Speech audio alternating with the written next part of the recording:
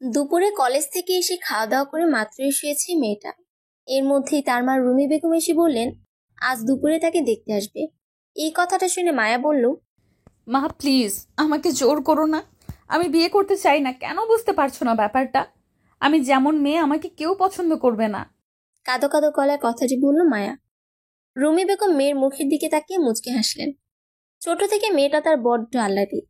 পরিবারের একমাত্র ও বড় মেয়ে হয় সবার আদরের সে। মায়েরা এক ভাই এক বোন। মায়ের পুরো নাম রুবাইয়া সিদ্দিকা মায়া, আর মায়ের ছোট ভাইয়ের নাম রুবাইয়াত সিদ্দিক মৃন্ময়। সারাদিন তারা দুই ভাই বোন ঝগড়া করে। মায়ের কথা তারা তেমন না শুনলেও বাবা রাশেদ মাহমুদকে ভয় ভয় পায় তারা।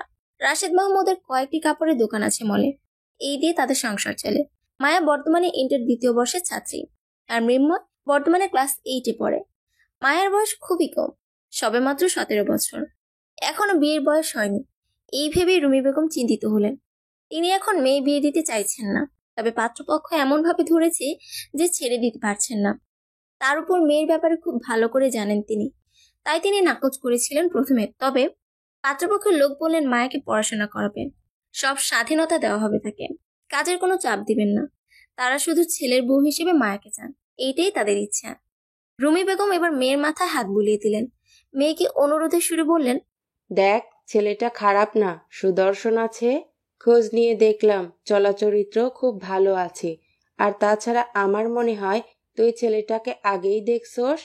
মায়ের কথায় মায়া অবাক হয়ে বলল, আমি কখন দেখলাম আবার ওই ছেলেকে? আরে কিছুদিন আগে তুই ব্যাংকে তোর সেকেন্ড ইয়ারের অ্যাডমিশনের টাকা জমা দিতে গিয়েছিলি না? ছেলেটা ওখানেই চাকরি করে, পূর্বালী ব্যাংকে। পূর্বালী ব্যাংকে চাকরি করার কথাটা শুনে মায়া চমকে উঠল। তার জানা মতে পূর্বালী ব্যাংকে সুদর্শন পুরুষ শুধু একটাই আছে, আর সেটা তারই ক্রাশ। মানে মায়া ব্যাংকে টাকা জমা দিতে গিয়ে ওইখানের কর্মকর্তা সুদর্শন একটা ছেলের উপর ক্রাশ খেয়েছিল। কোনোভাবে ছেলেটা নয়তো। মায়া ফটাফট বলল, কোন ছেলে মা? ছবি আছে তার? না, ছবি তোর বাবার কাছে আছে, তবে তুই চাইলে এনে দিতে পারি। বাবার কথা শুনে মায়া বলল, থাক, লাগবে না। আচ্ছা এবার বল, তুই কি রাজি? মায়া ঠোঁট ফুলিয়ে বলল, কিন্তু আম্মু, তুমি তো জানোই আমি কতটা অগোছালো মেয়ে। আমার দ্বারা কি বিয়ে করা সম্ভব হবে? আমি তো একটা কাজ করতে গিয়ে অন্যটা করে বসি। আচ্ছা, দেখতে আসলেই কখনো বিয়ে হয়ে যায় না। মিথ্যে কথা বলবে না আম্মু। সত্যি বলছি, তুই তোর লাল শাড়িটা পরে রেডি হয়ে নে।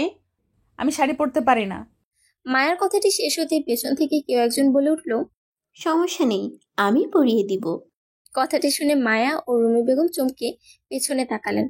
মায়া পেছনে তাকিয়ে দেখলো তারই বেস্ট ফ্রেন্ড আদ্রিতা দরজায় দাঁড়িয়ে আছে। এই সময় আদ্রিতাকে দেখে অবাক হলো মায়া। সে অবাক হয়ে বলল, এই সময় তুই এখানে কেন?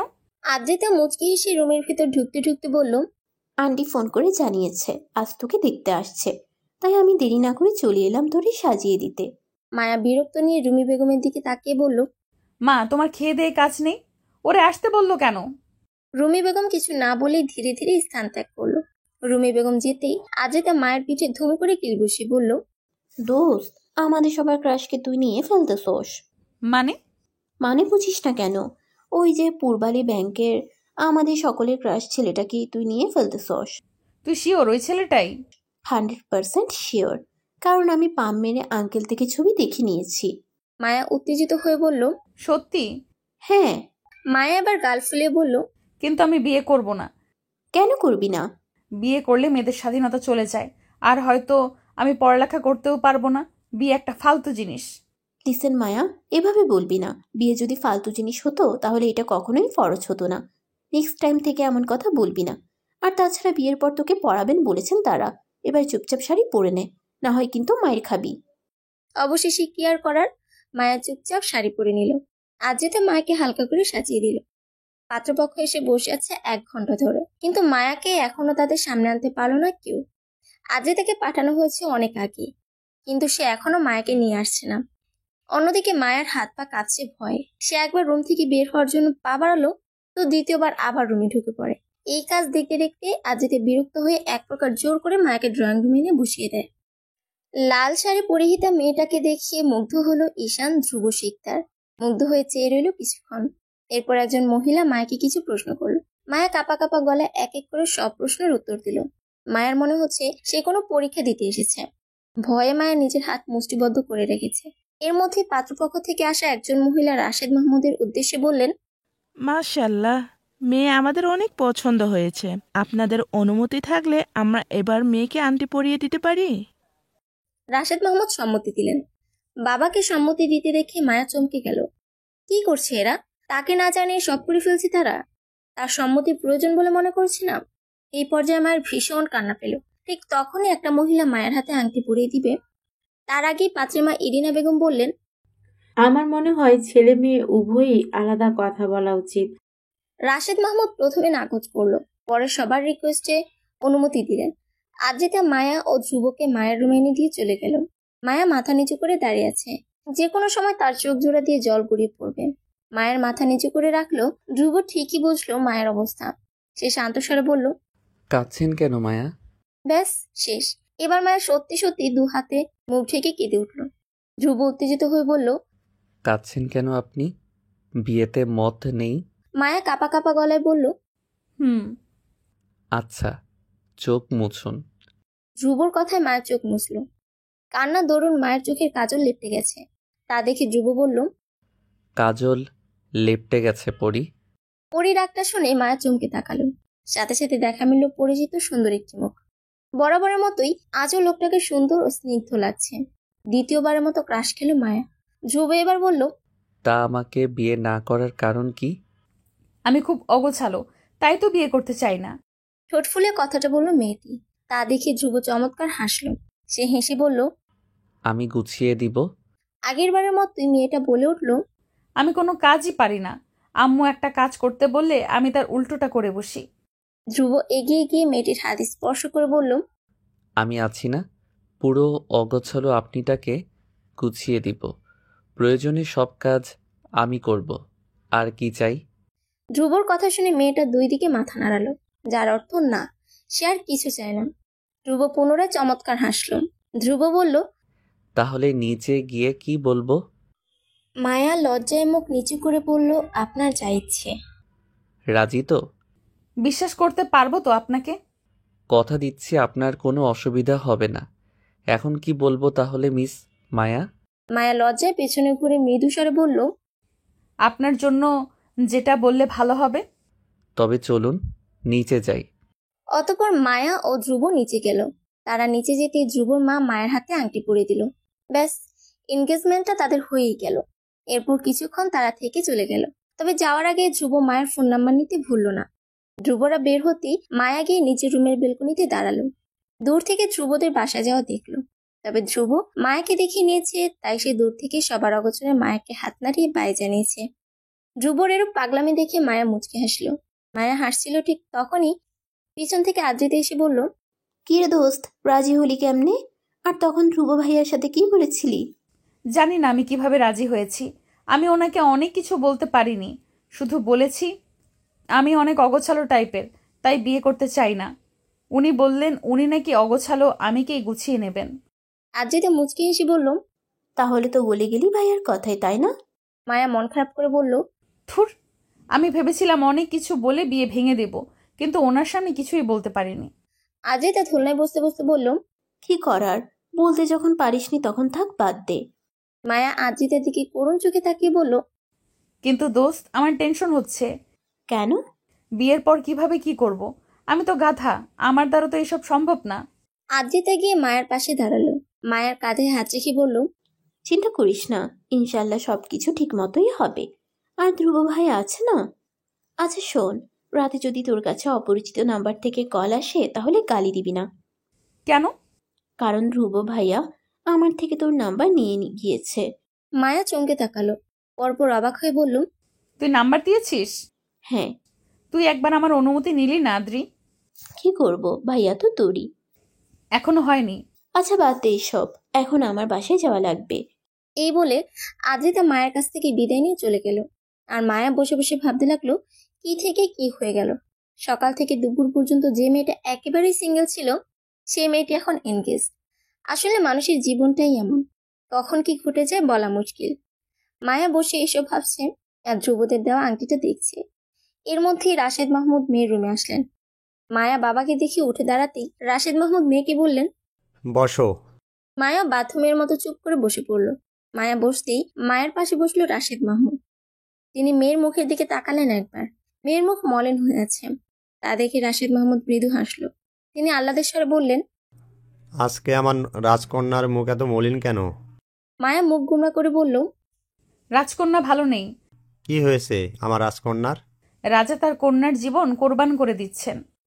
মেয়ের মুখে এমন কথা শুনে বুক ধুপ করে উঠল রাশেদ মাহমুদের। তিনি কখনোই মেয়ের খারাপ চায় না। একটা মাত্র মেয়ে তার, তাই তো তিনি সুপাত্রর হাতে তুলে দিতে চাইছে। যে ছেলেটা তার রাজকন্যাকে রানী বানিয়ে রাখবে, কিন্তু তার মেয়ে বুঝে উল্টোটা। রাশেদ মাহমুদ এবার মায়ের হাত ধরে বললেন, বাবা মা কখনোই সন্তানদের খারাপ চায় না আম্মু। দেখো, ধ্রুব তোমাকে একদম রানীর মতো করে রাখবে। মায়া আর কিছু বলতে পারছে না। এতক্ষণ খুব কষ্টে কান্না আটকে রেখেছে সে। এই মুহূর্তে বাবার কথা শুনে কেন জানি মায়ের চোখে পানি চলে আসলো। সে দু হাতে বাবার বাহু জড়িয়ে ধরে ঢুকরে কেঁদে উঠে কাঁপা কাঁপা গলায় বলল, বাবা, তোমাকে ছাড়া কিভাবে থাকবো আমি? রাশেদ মাহমুদের চোখও ছলছল। মেয়েকে অনেক বেশি ভালোবাসে। বিয়ের পর মেয়েকে ছাড়া কিভাবে থাকবে, ওইটা ভেবেই দিশেহারা হয়ে পড়েন তিনি। তারপরেও মেয়ের সামনে প্রকাশ করেন না, বরং মেয়েকে আগলে নিয়ে বললেন, এটাই নিয়ম মা। আর তোমার যখন ইচ্ছা হবে তখন তোমাকে ধ্রুব নিয়ে আসবে। আর আমরা তো যাবই আমাদের আদরের কন্যাকে দেখতে। আবু, বিবাহিত জীবন আর অবিবাহিত জীবন এক হয় না। দেখা গেল ওরা আমাকে এখানে আসতে দিবে না, তখন? আমি ধ্রুবর সাথে কথা বলে নিব। আর ধ্রুব তোমাকে অনেক ভালোবাসে। মানে? ওইটা ধ্রুবর থেকে জিজ্ঞাসা করিও। আর তুমি নাকি দুপুরে খাওয়ার পর এখনো কিছু খাওনি। আসো, আব্বু তোমার জন্য লুডুস রান্না করেছি। আমি এত কষ্ট করে রান্না করেছি। আশা করি আমার মেয়ে সেগুলো সদরে গ্রহণ করবে। অতঃপর মায়া বাবার সাথে উঠে দাঁড়ালো। মেয়েটা এমন একটু ভালোবেসে কথা বললে গলে যায় সে। মায়া ডাইনিং রুমের টেবিলে বসলো। মায়া বসতে মায়ের পাশে এসে মৃন্ময় বসে পড়ল। মায়া একবার মৃন্ময়ের দিকে চেয়ে চোখ ফিরিয়ে নিল। এই ছেলেটার দিকে তাকাতে পারবে না সে। না হয় যে কোনো মুহূর্তেই তার কান্না চলে আসবে। কারণ এর কিছুদিন পর আদরের ভাইটাকে আর সবসময় দেখবে না ভেবেই কান্না পাচ্ছে তার। এর মধ্যে রাশেদ মাহমুদ ছেলে মেয়েকে দুবাটে নুডলস দিলেন। মায়া এদিক ওদিক না তাকিয়ে খাওয়া শুরু করলো। কিন্তু মৃন্ময় এখনো খাওয়া শুরু করেনি। আসলে সে এত শান্ত মায়াকে মেনে নিতে পারছে না। তার উপর আবার মায়া যে ওর উপর থেকে চোখ ফিরে নিয়েছে, ওইটা সে খেয়াল করেছে। মৃন্ময় কয়েকবার মায়ের বাহুতে গুঁতা মারল। মায়া তাকালো না। মায়ের কোনো হেলদোল নেই দেখে মৃন্ময় মায়ের উদ্দেশ্যে বলল, আপু, কি হয়েছে তোমার? কথা বলছো না কেন? মায়া কোনো দিকে না তাকিয়েই বলল, ভালো লাগছে না আমার। পাশ থেকে রুমি বেগম বললেন, মন খারাপ করিস না মা। আমরা যা করছি তোর ভালোর জন্যই করছি। মায়া কিছু বলল না, চুপচাপ শুনে রইল। এর মধ্যে মৃন্ময় বলল, কয়েকদিন পর তো চলে যাবা, তখন তো আমার সাথে কথাই বলতে পারবা না। তখন দেখো কেমন লাগে। এখন তো আমাকে পাত্তাই দিচ্ছ না। ভাইয়ের কথা শুনে মায়া এক পলক সবার দিকে চেয়ে চুপচাপ নিজের রুমের দিকে চলে গেল। রুমে গিয়ে নিজের রুমটা খুঁটিয়ে খুঁটিয়ে দেখল। ইস, এই রুমে তার কত স্মৃতি। কিন্তু আফসোস, কিছুদিন পর এই রুমে আর তেমনটা আসা হবে না। তখন অন্যের রুম হবে তার রুম। হয়তো কয়েক মাস পর নিজের রুমে আসতে পারবে সে। ভাবতে ভাবতে কপাল বেয়ে জল গড়িয়ে পড়ল মায়ার। আজ কেন জানি তার সবকিছুতেই কান্না পাচ্ছে। তার উপর তার সবচেয়ে আদরের ভাই মৃন্ময়। ওকে ছাড়া কিভাবে থাকবে সে? ওর সাথে ঝগড়া না করে তো তার দিন কাটে না। ভালো লাগে না ছেলেটার সাথে মারামারি না করলে। কিন্তু বিয়ের পর ওই বাড়িতে ভাইকে ছাড়া থাকতে হবে ভাবতেই কান্না চলে এলো মায়ার। ঢুকরে কেঁদে উঠল মেয়েটা। কয়েক মিনিট এইভাবে অতিবাহিত হওয়ার পর মায়ের ফোনে কল আসলো। সে কে কল দিয়েছে না দেখেই কান্না মিশ্রিত গলায় বলল, হ্যালো। মায়ের গলা শুনেই অপর পাশের মানুষটা বুঝে গেল যে মেয়েটি কাঁদছে। সে উত্তেজিত হয়ে বলল, আপনি কান্না করছেন কেন পরি? ধ্রুবর কণ্ঠস্বর শুনে মায়া কান্না থামিয়ে অবাক হয়ে বলল, আপনি? আগে বলুন, কাঁদছিলেন কেন? মায়া সবকিছু ভুলে ঠোঁট ফুলিয়ে বলল, আমার কেন জানি কান্না পাচ্ছে।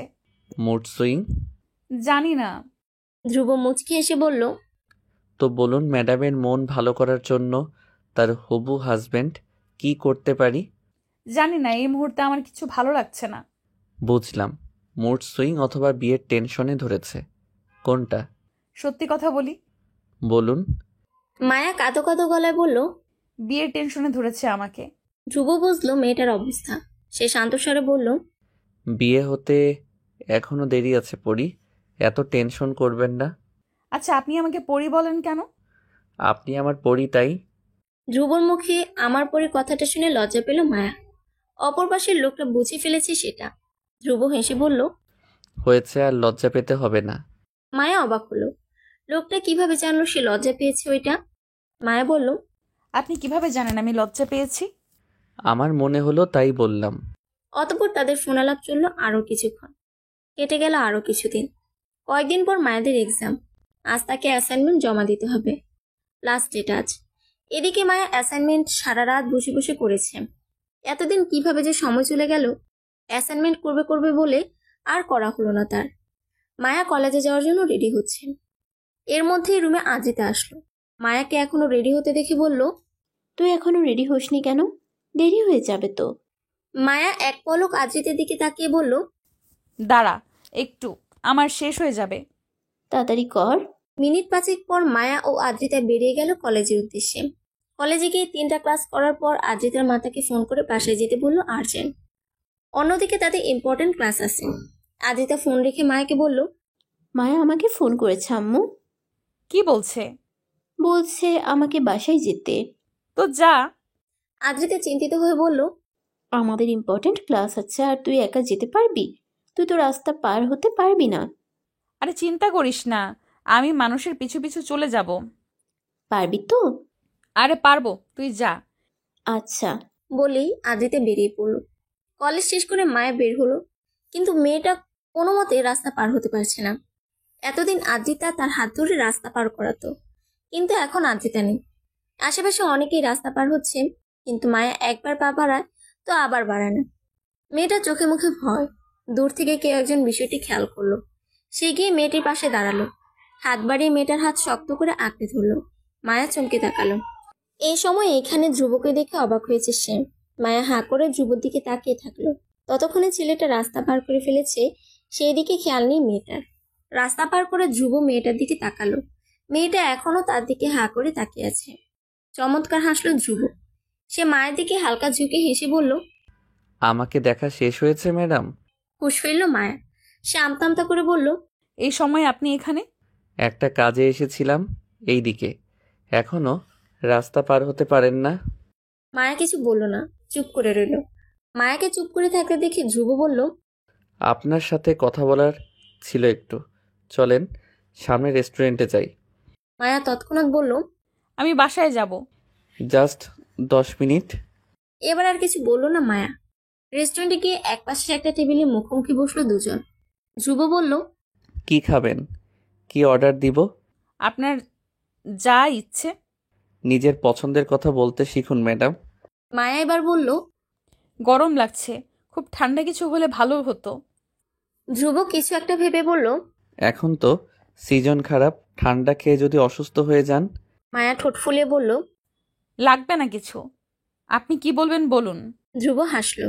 মেয়েটা যখন ঠোঁট ফুলিয়ে কথা বলে তখন দেখতে খুব সুন্দর লাগে। মেয়েটা কি তা জানে? হয়তো না। ধ্রুব এবার মায়ের জন্য কোল্ড কফি অর্ডার দিল। আর এখন যেহেতু লাঞ্চ টাইম, তাই লাঞ্চ অর্ডার দিল। মিনিট 5 পর ওয়েটার এসে কোল্ড কফি দিয়ে গেল।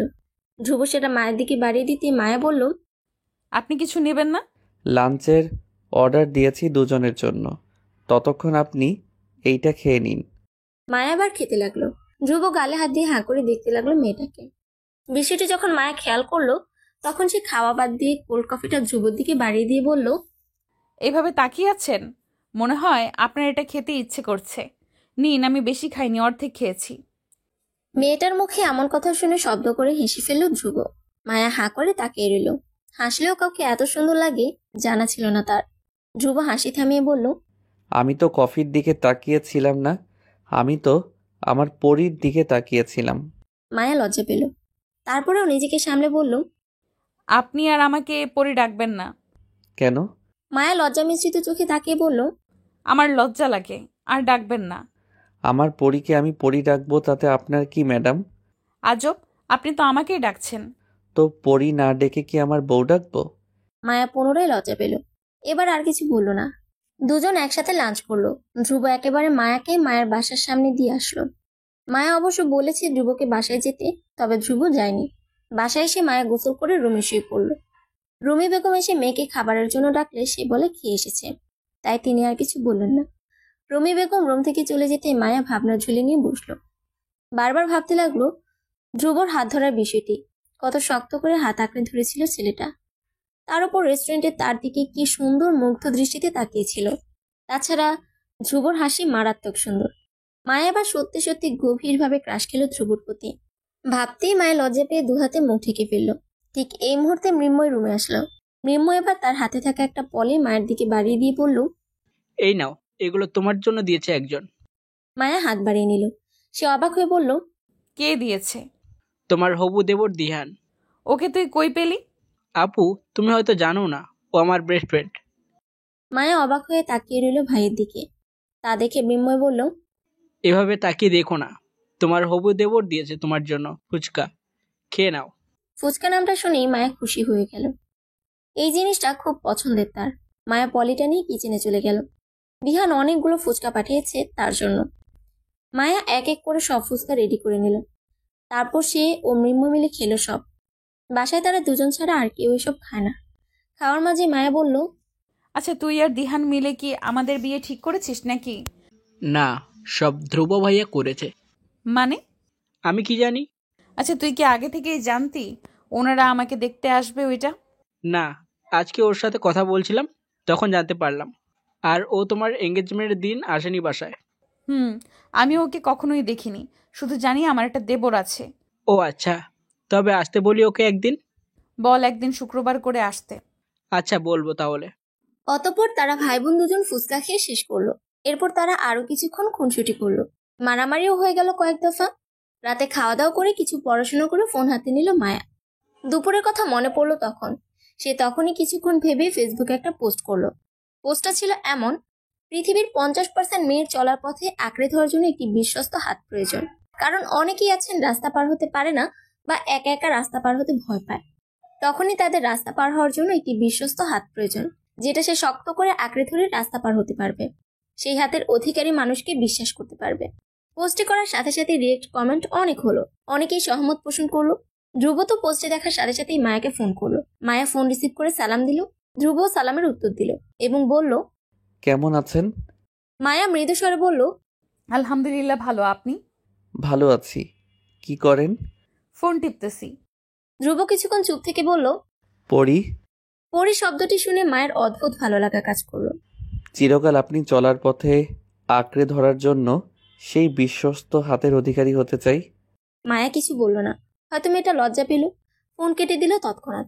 অপর পাশের পুরুষটি তা বুঝলো। এসে ফেলল সেই সুদর্শন পুরুষ। পরের দিন মায়া কলেজ থেকে ফেরার সময় তার প্রয়োজনীয় কিছু বইয়ের জন্য সাহিত্য ভবন দোকানে যাওয়ার সময় দেখলেও কিছুটা দূরে আগুন লেগেছে। মায়া তৎক্ষণাৎ ঘাবড়ে গেল। ঘাবড়ে গিয়ে পাশে থাকা আদ্রিতার হাত আঁকড়ে ধরল। আদ্রিতা বুঝলো মেয়েটা কেন ভয় পেয়েছে। কারণ ওইদিকে ধ্রুব জব করে। দূরে হয় বেশি বোঝা যাচ্ছে না কোথায় আগুন লেগেছে। যদি ধ্রুবর কিছু হয়, কথাটি ভেবে মায়া কাঁপতে লাগলো। আদ্রিতা মায়ের হাত শক্ত করে আঁকড়ে ধরে সামনে গেল। গিয়ে দেখলো ধ্রুব যেখানে জব করে তার পাশে দোকান আছে। ধ্রুব যেখানে জব করে তার পাশে কয়েকটি দোকান পরেই আগুন লেগেছে। দূর থেকে ধ্রুবকেও দেখা যাচ্ছে। আদ্রিতা ধ্রুবকে দেখে বলল, মায়া, টেনশন করিস না, ওই যে দেখ ধ্রুব ভাইয়া। ধ্রুবকে দেখে মায়া স্বস্তির নিঃশ্বাস ছাড়লো। আদ্রিতা বলল, যাবি ভাইয়ের সাথে কথা বলতে? না দোস্ত, আমার লজ্জা লাগছে, চল বাসায় যাই। কিন্তু বাসায় যাওয়ার জন্য কোনো গাড়ি পেল না তারা। অনেক খালি গাড়ি আসছে, তবে আদ্রিতার বাসার ওইদিকে যাবে। মায়াদের বাসা অন্য রাস্তায়, তবে আদ্রিতা ও মায়ের বাসার দূরত্ব খুবই কম, কিন্তু রাস্তা উল্টো। অনেকক্ষণ অপেক্ষা করতে করতে মায়া এক প্রকার বিরক্ত হয়ে আদ্রিতাকে পাঠিয়ে দিল। নিজে গাড়ির জন্য দাঁড়িয়ে রইল। এইভাবে কিছুক্ষণ থাকার পর পিছন থেকে ধ্রুব এসে বলল, মিস, আপনি এখানে কেন দাঁড়িয়ে আছেন? গাড়ি পাচ্ছি না। ধ্রুব এবার আশেপাশে তাকিয়ে দেখলো অনেক অনেক মানুষ একে অপরের সাথে ধাক্কা খাচ্ছে।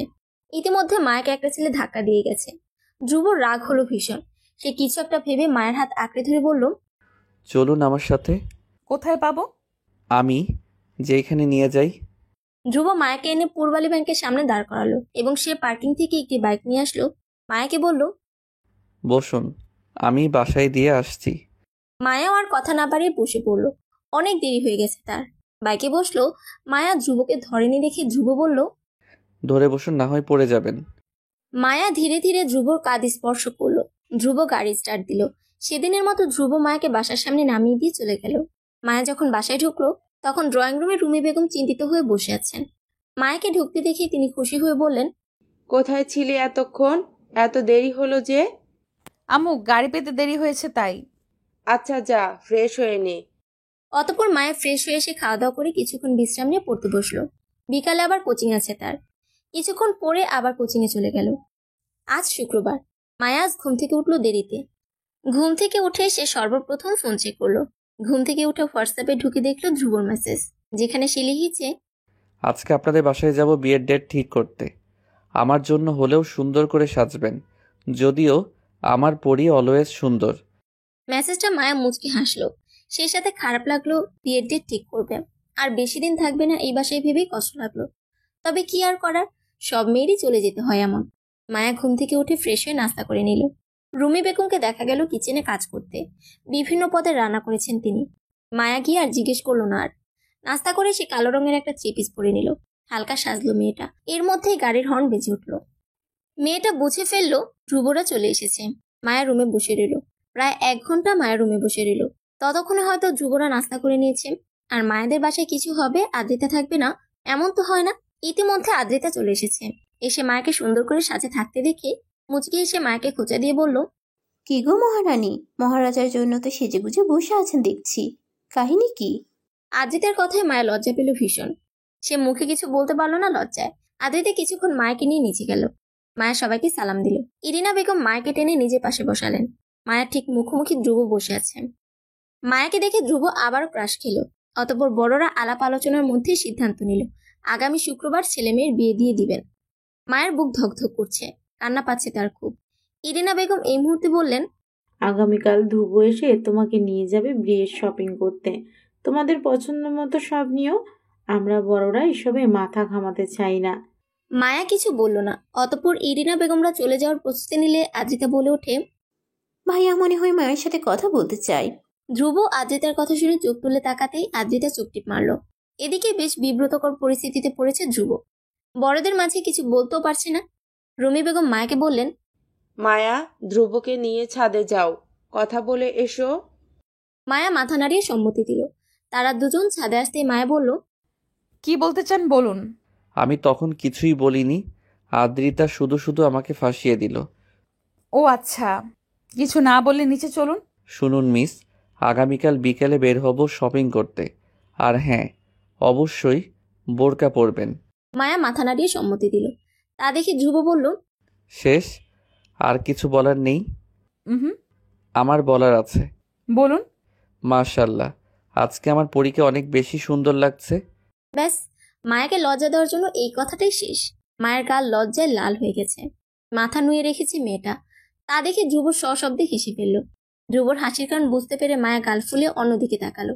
ধ্রুব বলল, গাল ফুলিয়ে রাখলে আপনার গালগুলো বেলুনের মতো লাগে।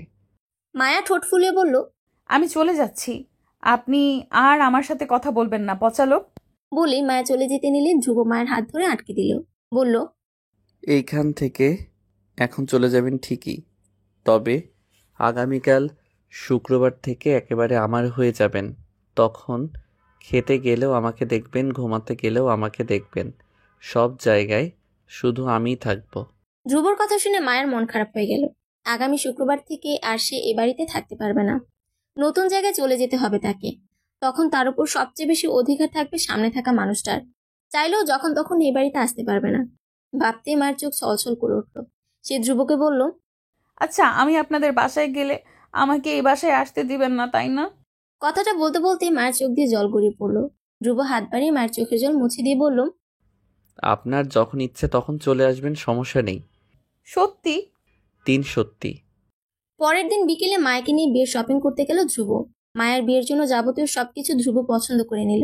মায়াই বলেছে ধ্রুবকে পছন্দ করে নিয়ে দিতে। অবশ্য ধ্রুবও চেয়েছিল বউকে নিজের পছন্দ অনুযায়ী সাজাতে। তাই মায়া তার ইচ্ছে পূরণ করলো। তবে এখনো মায়ের জুতো নেওয়া বাকি। ধ্রুব ও মায়া অনেক দোকানে জুতো খুঁজেছে, তবে একটাও মায়ের পায়ে হচ্ছে না। হয়তো বড় হচ্ছে, নয়তো ছোট। দীর্ঘ 2 ঘন্টা পর মায়ের জন্য একজোড়া জুতো পাওয়া গেল। জুতোগুলো কেনার পর ধ্রুব দীর্ঘশ্বাস ফেলে বলল, অবশেষে পেলাম। আজ শুক্রবার, মায়ার বিয়ের দিন। মায়াকে বিয়ের কনের সাজে সজ্জিত করা হচ্ছে। আদ্রিতা আগেই সেজে ছবি তুলেছে। অবশেষে মায়ের সাজ কমপ্লিট হলো। আদ্রিতা তখন মায়ের সামনে ক্যামেরা ধরে বলল, দোস্ত, একটা ফ্লাইং কিস দে। মায়াও ভাবলো হয়তো আদ্রিতা ছবি তুলছে, তাই ফটাফট একটা ফ্লাইং কিস দিল। মায়া ফ্লাইং কিস দিতেই আদ্রিতা ফোনের স্ক্রিনে তাকিয়ে বলল, দেখেছেন ভাইয়া কত ভালোবাসা, বউ আপনাকে ফ্লাইং কিস দেয়। মায়ার আর বুঝতে বাকি নেই আদ্রিতা ধ্রুবকে ভিডিও কল দিয়েছে। মায়া আদ্রিতার পিঠে দুম করে কিল মেরে বলল, বেয়াদব মহিলা, আমার পারমিশন ছাড়া তুই এরকম কেন করছস? আজব, তোরই তো জামাই, কিস দিছস তো কি হয়েছে? চুপ বেয়াদব। অতঃপর মায়া ও ধ্রুবর বিয়েটা সুষ্ঠুভাবে হলো। বাসর ঘরে এক হাত লম্বা ঘোমটা দিয়ে বসে ফুফিয়ে ফুফিয়ে কাঁদছে মায়া। বাসার জন্য খারাপ লাগছে তার। রুমের বাইরে থেকে অনেকের কণ্ঠ শোনা যাচ্ছে, সেদিকে খেয়াল নেই মায়ার। তার খালি নিজের বাসার কথা মনে পড়ছে। সবচেয়ে বেশি মনে পড়ছে মৃন্ময়ের কথা। ছেলেটা কিভাবে কান্না করেছিল তার জন্য, ভাবতেই কান্না পাচ্ছে তার। এর মধ্যে ধ্রুব রুমে প্রবেশ করলো। মায়ার পাশে বসে মায়ের ঘুমটা তুলল। মেয়েটার মুখের অবস্থা দেখে বুঝতে পারলো মেয়েটা কেঁদেছে। ধ্রুব মায়ের চোখ মুছিয়ে দিতে দিতে বলল, কাঁদছো কেন তুমি? আগামীকাল পরশু তো যেতে পারবে, তাই না? ধ্রুবর মুখে তুমি শব্দটা শুনে থম মেরে বসে রইল মায়া। ততক্ষণে ধ্রুব মায়ের হাতে একজোড়া স্বর্ণের চুড়ি পরিয়ে দিয়েছে।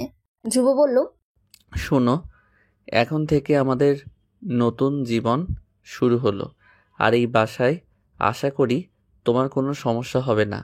আর যখন যেটার প্রয়োজন হয় আমাকে বলবা। তবে সমস্যা ওইটা না। কি সমস্যা হচ্ছে আমি বড্ড অগোছালো। তুমি শুধু অগোছালো না, বড্ড আহ্লাদিও বটে। থাক, কোনো ব্যাপার না, আমি সবটা সামলে নিব। অগোছালো আমিকে সত্যি গুছিয়ে নিতে পারবেন মিস্টার ঈশান ধ্রুব শিকদার? উত্তরে ধ্রুব মুচকি হেসে বলল, দায়িত্ব যখন কাঁধে নিয়েই ফেলেছি তাহলে অবশ্যই অগোছালো আপনিকে গুছিয়ে নিতে পারবো, মিসেস রুবাইয়া সিদ্দিকা মায়া। ধ্রুবর কথায় মায়া লজ্জা মিশ্রিত হাসি দিল। সে মাথা নিচু করে বলল, যাক, অবশেষে আজ থেকে আপনার নতুন দায়িত্ব কাঁধে পড়ল। ধ্রুব মুচকি হেসে এগিয়ে এলো। মায়ের দুহাত নিজের হাতের মুঠোয় নিয়ে পুনরায় প্রাপ্তির হাসি হেসে বলল, যাক, অবশেষে আমার পরীকে নিজের করে পেলাম, আলহামদুলিল্লাহ। মায়া লজ্জায় লাল হয়ে মাথা নিচু করে ফেলল। এই মুহূর্তে সে চরম লজ্জায় পড়েছে। মায়ার লজ্জা ও আনন্দের অনুভূতি একসাথে মিলেমিশে গেছে। ধ্রুবের কথায় তার হৃদয়ে এক নতুন উষ্ণতা ছড়িয়ে পড়েছে। ধ্রুব কণ্ঠে নিশ্চিততা নিয়ে বলল, আপনার কাছে আসা মানেই নতুন এক অধ্যায়ের শুরু। মায়া সাহস করে মাথা উঁচু করলো। ধ্রুব মায়ের দিকে তাকিয়ে বলল, তাহলে প্রস্তুত থাকুন, আমি আপনার দায়িত্বে কোনো রকম কমতি রাখবো না। আমি জানি আমাদের এই নতুন পথ চলা একসাথে অনেক সুন্দর হবে। মায়া মুচকি হাসলো। ধ্রুব সেই হাসি দেখে বরাবরের মতোই মুগ্ধ হলো।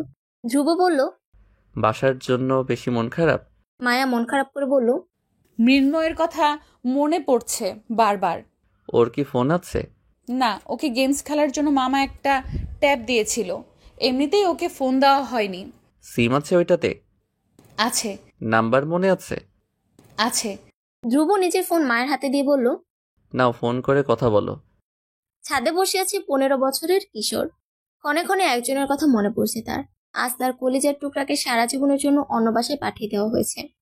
খারাপ লাগছে তার। চোখ দিয়ে নোনা জল গড়িয়ে পড়ছে মৃন্ময়ের। তার বোনের সাথে কত স্মৃতি, কত ঝগড়া করতো তারা। আজ থেকে তার কলিজার টুকরার অন্য ঠিকানা হয়ে গেল। বাসায় এসে বোনের সাথে গল্প করা হবে না। আরো কত কি। মৃন্ময় হাতে ট্যাপ নিয়ে বসে আছে। বোনের ফোন আসবে সে জানে।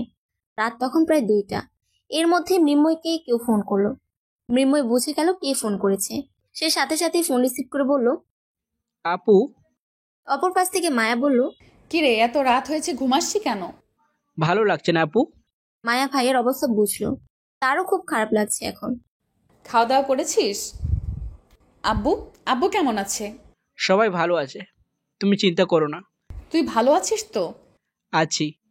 বলি মৃন্ময় কল কেটে দিল। কান্না পাচ্ছে তার এখন। একটা মাত্র বোন তার, সেও আবার এখন শ্বশুর বাড়িতে চলে গেছে। আচ্ছা, মেয়েদের জীবনটা এমন কেন?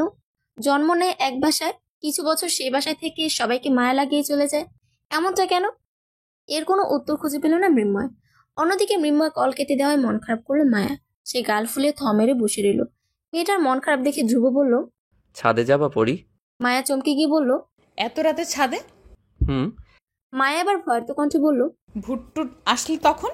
ধ্রুব হেসে বলল, এই ভূত বলতে কিছুই হয় না, আর আমি আছি তো। অতঃপর তারা দুজন ছাদে গেল। ছাদে বিভিন্ন ধরনের গাছ আছে ফুলের। চাঁদের আলোয় সেগুলো স্পষ্ট বোঝা যাচ্ছে।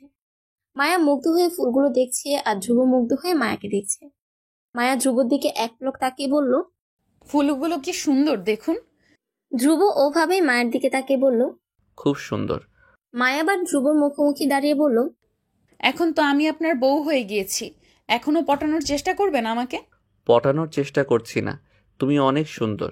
আমার কিউট গুলুমুলু পরি, আমার লাল টুকটুকে বউ। আর আমার লাল টুকটুকে বউকে চাঁদের আলোয় আরো সুন্দর লাগছে। আমার তো এখন চাঁদের প্রতি রাগ হচ্ছে যে চাঁদের আলো এসে আমার বউকে স্পর্শ করছে। স্পর্শ কখন করলো? তুমি বুঝবে না। বলেই ধ্রুব দোলনায় গিয়ে বসলো। হাতের ইশারায় মায়াকে পাশে বসতে বলল। মায়া পাশে বসলো। তবে মায়ের মনে একটা প্রশ্ন ঘুরপাক খাচ্ছে। সেটা হলো, ওই দিন মৃন্ময় তাকে বলেছে যে তাদের বিয়ে নিয়ে যা করেছে সব ধ্রুব করেছে। আচ্ছা, কি করেছে সে কি একবার ধ্রুব থেকে জিজ্ঞেস করবে? ভাবতে ভাবতে এক প্রকার বলে বসলো, আচ্ছা, আমাদের বিয়ের সব কিছু নাকি আপনি করেছেন শুনেছিলাম। আর সেদিন আপনার আম্মু থেকে শুনেছিলাম আপনি নাকি আগে থেকেই আমাকে পছন্দ করেন। কিন্তু কিভাবে আপনি আমাকে আগে দেখেছেন? ধ্রুব মুচকি এসে বলল, আমি একবার তোমাদের কলেজে গিয়েছিলাম একটা কাজে। সেদিন তোমাদের কলেজে কিসের যেন অনুষ্ঠান হচ্ছিল, ঠিক মনে নেই আমার।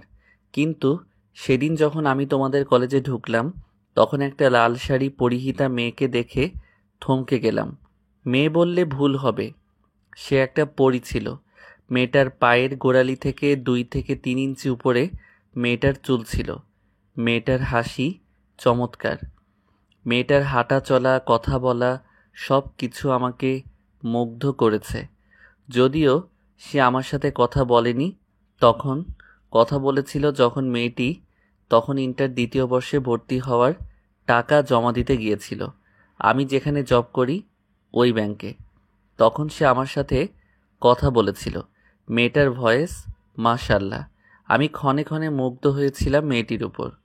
ব্যাস, একটা সময় মেয়েটিকে নিয়ে কল্পনা শুরু করলাম। অবশেষে ভালোবেসে ফেললাম। আর এক সময় মেয়েটার বায়োডাটা নিয়ে বিয়ের প্রস্তাব পাঠালাম এবং বিয়েও করে ফেললাম। অবশেষে আমার পরীকে আমি পেয়ে গেলাম। কথা শেষ করে ধ্রুব মায়ের দিকে তাকালো। মায়া তখন ধ্রুবর দিকে হাঁ করে তাকিয়েছিল। ধ্রুব হেসে বলল, এইভাবে হা করে থেকো না, মশা ঢুকবে। আচ্ছা, তুমি আমাকে এর আগে দেখোনি? মায়া মিথ্যে বলল। ব্যাংকে যখন গিয়েছিলাম তখন হয়তো দেখেছিলাম, খেয়াল নেই তেমন। সকালে ধ্রুবর আগে ঘুম থেকে উঠল মায়া। সে আড়মোড়া ভেঙে উঠে বসলো। পাশে তাকে দেখলো ধ্রুব উপর হয়ে শুয়ে আছে। চুলগুলো চোখে এসে পড়েছে। মায়ার ইচ্ছে হলো চুলগুলো সরিয়ে দিতে, কিন্তু নিজেদের সম্পর্ক এখনো এতটা গভীর না, তাই আর কিছু করলো না। ধ্রুব 8-10 জন সাধারণ স্বামীদের মতো বিয়ের সাথে সাথে বউয়ের অধিকার চায়নি, বরং সময় দিয়েছে তাকে। মায়া উঠে ফ্রেশ হয়ে নিল। ফ্রেশ হয়ে এসে ভাবলো ধ্রুবকে ডাকা উচিত, তাই সে ধ্রুবর পাশে বসে ডাকা শুরু করলো। এই যে মিস্টার, উঠুন। এইভাবে মায়া আরো কয়েকবার ডাকলো। ধ্রুব নড়ে চড়ে উঠে মায়ের কোলে মাথা রেখে ঘুমু ঘুমু কণ্ঠে বলল, ঘুমাতে দাও পরি। মায়া স্তব্ধ হয়ে বসে আছে। ধ্রুব হঠাৎ কোলে মাথা রাখায় সে ভীষণ চমকে গিয়েছে, আর অস্বস্তিও লাগছে তার। এর মধ্যে ধ্রুব উঠে ওয়াশরুমে যেতে যেতে বলল, আপনাকে সময় দিয়েছি মানে এই না যে আমি আমার বউয়ের কাছে একদম ঘেঁষব না। যদি এটা মনে করে থাকেন তাহলে ভুলে যান। মায়া ধ্রুবর কথা শুনে অবাক হয়ে থম মেরে বসে রইল। অতপর ভাবলো চুল আশ্রয় নেবে। ঘুম থেকে ওঠার ফলে চুল এলোমেলো হয়ে আছে। মায়া উঠে ড্রেসিং টেবিলের সামনে থেকে চিরুনি নিয়ে চুল আশ্রানো শুরু করলো, কিন্তু বারবার চুলে জট পেকে যাচ্ছে। এইটা নতুন কিছু নয় তার জন্য। চুল লম্বা হয় অর্ধেক অর্ধেক আঁচড়ানোর পর পিছনে নিয়ে সবগুলো যখন আঁচড়াতে হয় তখন আবার জট পেকে যায়। মায়া বারবার চেষ্টা করেও ব্যর্থ হচ্ছে। বিয়ের আগে ওর মা আঁচড়ে দিত, এখন তো আর মা নেই। মায়া এই মুহূর্তে মায়ের অভাব অনুভব করলো। ধ্রুব ফ্রেশ হয়ে এসে মায়া চুলের জট ছাড়াতে ব্যর্থ হচ্ছে দেখে নিজে গিয়ে মায়ের হাত থেকে চিরুনি নিয়ে ঠিকভাবে চুল আঁচড়ে দিল এবং সুন্দর করে বেনি বেঁধে দিল। ধ্রুব বলল, চুল লম্বা হওয়ায় আঁচড়াতে কষ্ট হয়ে যায়, তাই না? একটু তো কষ্ট হয়, তবে আপনি এত সুন্দর বেনি কিভাবে করেন? ধ্রুব হাসলো। মায়া আবারও সন্দেহের চোখে তাকিয়ে বলল, নাকি আগে কাউকে করে দিয়েছেন? আগে কাউকেই করিনি। তোমার এই চুলগুলো দেখেছিলাম না, তখন শিখেছি ভবিষ্যতে তোমার চুলে বেনি করে দেওয়ার জন্য।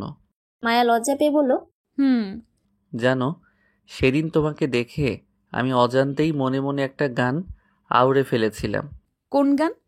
ওই বেনি খুলে এলো চুলে, আসো যখন দেখি, এই পরাণ জোরে ডাইকা চলে বাঘবাকুম পাখি।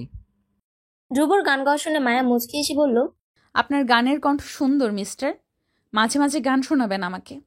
তুমি বলছো? হুম। বউ যেহেতু বলছে গান শোনানো যায়, তবে সময় মতো। কাল রাতেও তো আরেকটা ছন্দ মাথায় আসছিল। কি ছন্দ? ধ্রুব হেসে মায়ের গাল টিপে দিয়ে বলল, তুমি আর আমি ফুলের কলি ফুটবো একসাথে, তোমার আমার দেখা হবে ফুলসজ্জার রাতে। ধ্রুব আরো কিছু বলতে চাইলে মায়া থামিয়ে দিয়ে বলল, চুপ করুন, আজাইরা ছন্দ। ধ্রুব মুখ বাঁকিয়ে বলল, উচিত কথার ভাত নাই। মায়া কিছু বলতে যাবে তার আগেই কেউ দরজায় কড়া নাড়ল। ধ্রুব গিয়ে দরজা খুলে দিল। ইমা ধ্রুবকে ঠেলে দিয়ে ভিতরে ঢুকতে ঢুকতে বলল, ধ্রুব, যাও তুমি বের হও, বউকে শাড়ি পরাবো আমি। ধ্রুব চোখ টিপ দিয়ে বলল, আমি থাকলে সমস্যা কি ভাবি? ইমা বলল, এক কাজ কর, তুই শাড়ি পরিয়ে দে, আমি যাই। ধ্রুব হেসে বলল, তুমি পড়াও, আমি পড়ালে আমার বউ লজ্জায় অজ্ঞান হয়ে যাবে। বলেই মায়াকে লজ্জা দিয়ে ধ্রুব কেটে পড়ল। আরো লজ্জায় মাথা নিয়ে ফেলেছে। মনে মনে ধ্রুবকে শখানে গালিও দিল সে।